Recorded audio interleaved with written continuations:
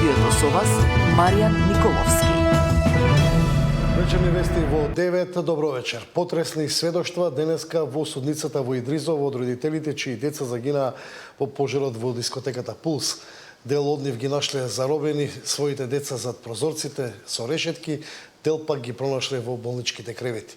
Судскиот процес продолжува на 14 јануари. Потресни сведоштва за трагичната ноќ во Кочани. Родители на 3 деца кои загинаа во пожарот во дискотеката сведочеа денеска на судењето за случајот Пулс. Откако дознале дека објектот е во пламен, сите заминале кон местото. Дел со своји раце ги извадиле своите ќерки и синови од објектот. Во судницата рекоа дека нивните деца немале никакви изгореници. Сметале дека се онесвестени од чадот, но само неколку минути подоцна лекарите во Кочанската болница констатирале смрт. Цел ходник беше со легнати деца на подот, по клупите, кои изцрнети до непрепознатливост, кои изгорени. Мојот син Андреј го најдов во собата со број 2. Лежеше на креветот покрај прозорецот, изгледаше нормално, немаше изгореници. Со сопругот почнавме да му даваме вештачко дишење. Многу време го реанимиравме. Умот не ми даваше да се помирам дека е мртов. Бев пред влезот на диското. Го видов сопругот како ја држи мојата ќерка. Бев среќна, оти на телото немаше изгореници. Мислев дека е само онесвестена. Не и почината. Тој знаеше дека Драгана го загубила животот. Не сакаше да ми го каже тоа. Пред дискотеката рекоа дека ги виделе членовите на обезбедувањето и полицајци за кои рекоа дека воопшто не им помогнале додека своите деца се обидувале да ги транспортираат до болница. На прашањата поставени од обвинителството, родителите кои сведочеа одговараа низ солзи. Лелеци се слушаа и од родителите на загинатите кои го следат секое рочиште. За некои исказите беа мачни, па повремено ја напуштаа судницата. Освен што говореа за хоророт низ кој поминале ноќта на 16 март, родителите на загинатите ги повикаа обвинетите да го признаат кривичното дело за кое се гонети. Од вас не барам сожалување, барам да ја признаете вината секој од вас, оти со вашите потписи на секој документ ја напишавте судбината на нашите деца. Од исказите на родителите тешко беше одржување на редот во судницата. Чести беа предупредувањата дека за нарушување на мирот и редот може да бидат отстранети. Најголем револт предизвика изјавата на обвинетиот Огњан Георгиев, кој рече дека во судницата треба да седат родителите, бидејќи дозволиле во објектот да се и нивните деца. Во смирување на состојбата интервенираше и полицијата, која ги враќаше родителите на своите места што се доближија до стаклото што ја дели судницата.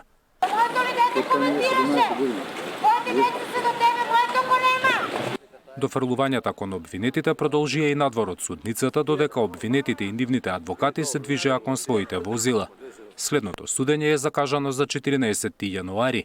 Ќе сведочат дел од повредените кои ноќта на 16 март биле гости во Пулс. Зоран Јаневски, Сител телевизија. 5 месеци од како Југослав Николовски беше прегазен на пешачката патека зад владата, денеска кривичниот суд во Скопје изрече казна 11 години затвор за моторџијата кој го прегази смртно и побегна од местото на настан. 11 години затвор доби Фатон Љури, кој го прегази на пешачка патека Југослав Николовски. Под прозорецот на неговиот семеен дом, кај паркот на франкофонијата, пред 5 месеци беше прегазен од Љури, кој без возачка управувал со Кавасаки мотор кој не бил во негова сопственост на пешачката патека, на која забрането да се возат мотори. Иако за ова кривично дело казните затвор во просек се пониски од она што ја доби денеска Љури, сепак, поради се поголемата зачестеност на овие дела, судиката Снежана Марковска во образложението на пресудата кажа дека со овие 11 години затвор се испраќа порака во јавноста дека овие постапки се недозволиви и казните затвор се високи. Како досегашна судска пракса, казните за ваков вид кривични дела се движат од 3,5 до 5,5 години казна затвор, но судот истовремено констатира дека зачестеноста на ваквите дела, која е неспорна, сериозноста на последиците и последната правосилна пресуда за скоро идентично кривично дело укажуваат на потреба од построга казнена политика. Судот, обвинетиот, го осудува на казна затвор во траење од 11 години. Согласно член 47 од Кривичниот законник, во изречената казна затвор, на обвинетиот му се засметува и времето поминато во притвор. Како отежителна околност се зема тоа што и претходно Љури е правосудно осуден за друго кривично дело и според судот не извлекол поука од тоа и сторил ново кривично дело. Како едно од ретките олеснителни околности која се зема предвид е тоа што го признал делото.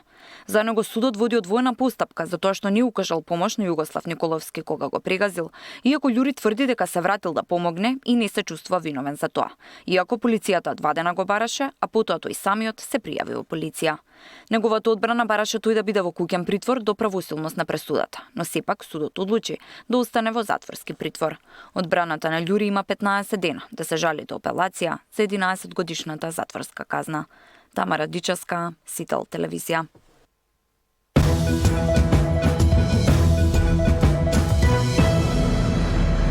Натрепартиските проблеми во СДСМ добиваат на интензитет. Јован Деспотовски, кој беше гостин во тема на денот, вели дека останува во СДСМ без разлика на евентуална одлука за негово исклучување. Тврди дека нема намера да прави нова партија.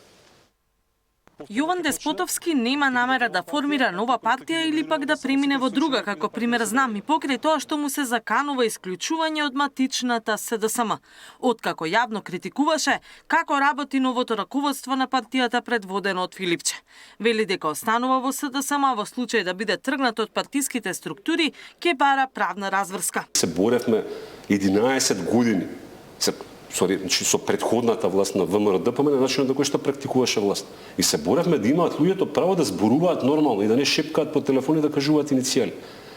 После 10 години од тие избори тогаш, ние се доведуваме во ситуација меѓу себе се обвинуваме за јавно искажан збор. Имаше такви разговори после председателските избори, па ме лепеа за знам, па ме лепеа за ВМРО-ДПМН, пак ќе ви кажам слободно подпишете ме Јован Деспотовски, член на СДС. Сепак тој потврди дека е во комуникација со поранешниот скопски градоначалник Шилегов, со екс-партискиот функционер Игор Ивановски и со поранешниот генерален секретар Андреј Петров, кои се незадоволни од работата на Филипче и за кои неофицијално се зборува дека може да се очекува формирање на нова партија. СДСМ викендов излезе со обвинувања дека Деспотовски бил уценуван или пак работи за ВМРО-ДПМН со цел дестабилизација на партијата одвнатре, откако тој на неколку медиуми излезе со став дека поединци поради лични интереси ја имаат узурпирано партијата и дека лошо се комуницира со јавноста. Деспотовски негира било каква уцена од власта поради можно инкриминирачко работење, додека бил директор на 2 големи државни фирми, ФИТР и ТИРС. Иако критикува, вели сега е време за обединување во СДСМ. Не би сакал сега јас да бидам тој што ќе поттикнува дополнително. Значи ние сега треба зборуваме за единство во партијата. Значи се тоа што се случуваше во изминативе денови е купање на ровови. Самиот факт што сега огромен број на луѓе изразат поддршка е добро за мене, добро е за вредностите и идеите што ги застапуваме, меѓутоа генерално не е добро за СДСМ. Затоа што наместо да отвориме фронт нормално водоводници политички фронт кон власта, ние си купаме ровови меѓу себе. Значи ние не обединуваме. Филипче подолг период тврди дека владеачката партија преку нивни членови се обидува да ја дестабилизираат СДСМ одвнатре, бидејќи секојдневно ги објавуваат нивните криминали. Претходно вакви обвинувања тој имаше и за поранешните градоначалници од редовите на СДСМ Петре Шилегов и Саша Богдановиќ. Катерина Нешкова, Сител телевизија. А власта и опозицијата продолжуваат со меѓусебни обвинувања и од партиските говорници. СДСМ обвинува за сомнителни тендери во пошта. Власта побара обвинителството да провери како Филипче платил за златна виза во Дубај. Според тендерот за хигиена на сите 14 поштенски подружници задолжително треба да има по 2 хигиеничари, а во пошта 2 задолжително по 10 хигиеничари. А каква е реалната состојба? Само во 4 до 5 подружници има по 2 вработени и работат само неколку часа дневно. Во другите 10 подружници има само по 1. Во пошта 2 само 6 до 7. Јавноста заслужува одговори за потеклото на златната виза на Филипче со оглед на тоа дека тој не бил, како што СДС кажа, градежник, туку доктор. А со докторска или пак пратеничка плата Филипче не би стигнал за 20 години кариера до таа сума на пари, односно минимум $500,000. Пратениците ги изгласаа измените на Законот за судски совет, прв од пакетот реформски закони. За левица ова не се радикални, туку козметички измени. СДСМ го поддржа законот, но ја критикуваше процедурата. Парламентот даде зелено светло за законот за судскиот совет. Со 73 гласа за и 1 воздржан, пратениците ги изгласа измените со кои се предвидува јавност во постапката за разрешување на претседател на советот. Се прецизираат и критериумите за избор на истакнат правник за член и воведување на јавна расправа при избор на кандидатите за несудски членови. Јасно прецизирање и на постапката за дисциплинска одговорност на судиите, но и на членовите на судскиот совет.